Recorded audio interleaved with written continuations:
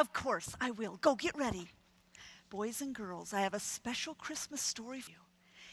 It's by Judy Straalsund, and it's called The Rabbit's Christmas. Long, long ago, on the night when the Christmas angels danced in the skies over the sheep and their shepherds, a small brown rabbit watched and listened from his hole on the hillside. His nose twitched as he heard the news. A baby who was the son of God? That would be a thing wonderful to see.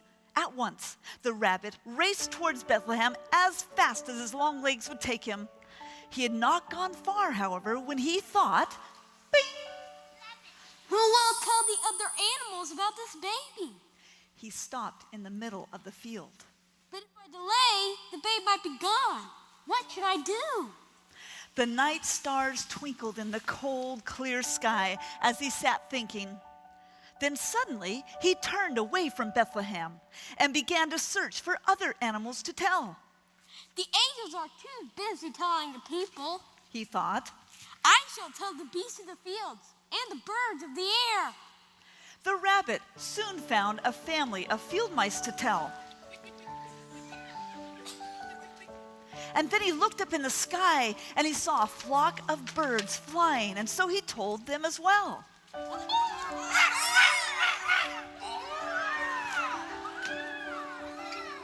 And then he saw a small pond and he found a dozen deer.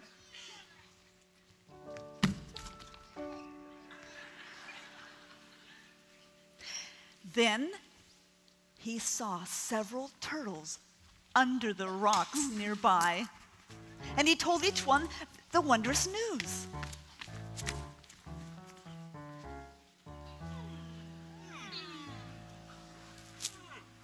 All night long he ran, telling each animal the wondrous, wondrous news.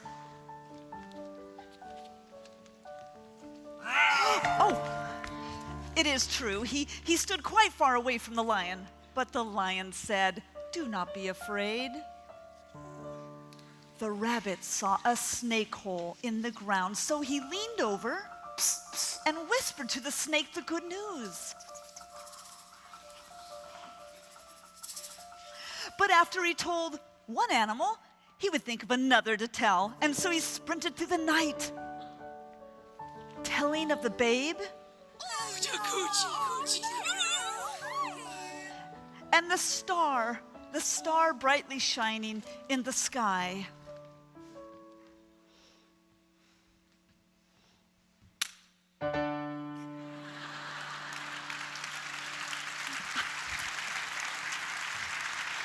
It can shine brighter.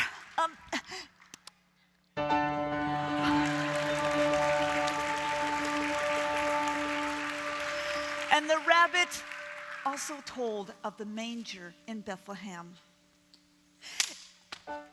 It was when he was telling a small herd of goats that a terrible thing happened. You're not going to believe this. He was panting out the news about the Christ child when he collapsed. The goats were horrified. And their bleats of dismay brought several other animals running. Clearly, the rabbit that had spread the glad tidings to beast and bird alike was exhausted.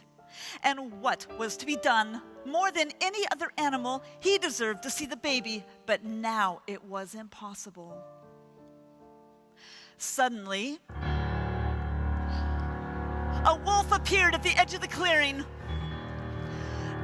The other animals froze in fear, but the wolf was not looking at them. He said, "I will carry him." And he gently picked up the rabbit and walked slowly towards the shining star.